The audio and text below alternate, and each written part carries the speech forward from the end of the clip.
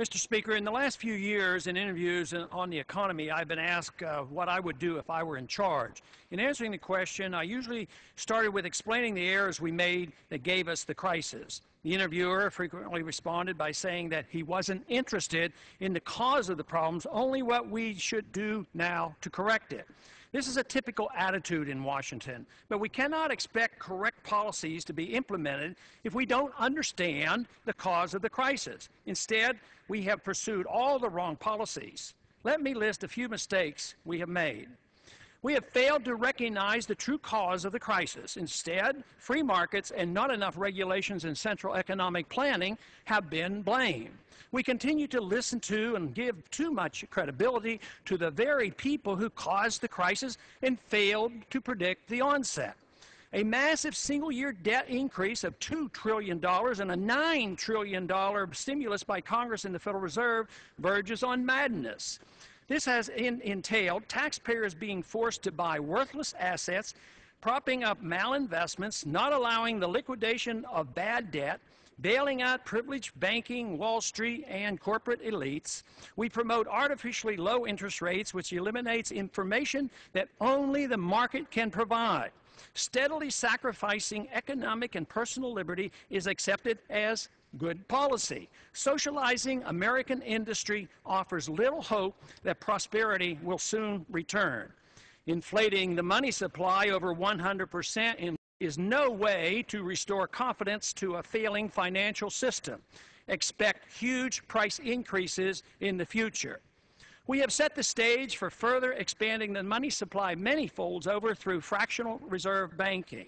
We deliberately liquidate debt, especially government debt, by debasing the currency. We refuse to accept the fact that the debt cannot be paid and future obligations are incomprehensible with revenues crashing and unpredictable, while expenditures are put on autopilot with no new request being denied.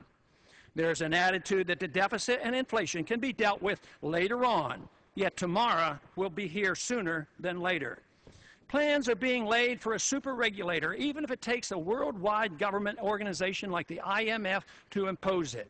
Promising the IMF $100 billion when we can't even take care of our own people's medical needs is obviously absurd. Plans are laid to massively increase taxes, especially with the carbon tax, that when tried in other countries didn't work and had many unintended consequences. A national sales tax now being planned sends bad signals to investors, consumers, and workers. The deeply flawed neoconservative foreign policy of expanding our militarism in the Middle East and Central Asia continues. There's no end in sight for secret prisons, special courts, ignoring the right of habeas corpus, no penalties for carrying out illegal torture, and a new system of preventive detention.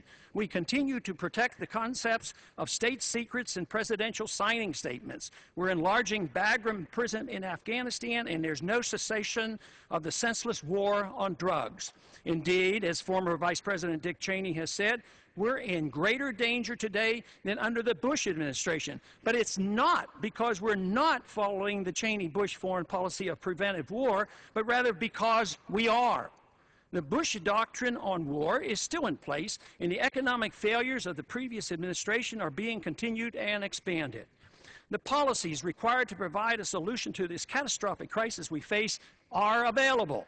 We must apply a precise philosophy of liberty, along with the respect for private property ownership, free markets, voluntary contracts enforced by law, and free minds. Also required is the adoption of a common-sense foreign policy that requires us to stay out of the internal affairs of other nations. Pretending that politicians, central bankers, and regulators have the knowledge to centrally plan the economy and police the world only makes things worse. Realizing this provides the necessary first step to salvage our economy and liberty. And I yield back the balance of my time. Mrs. Miller.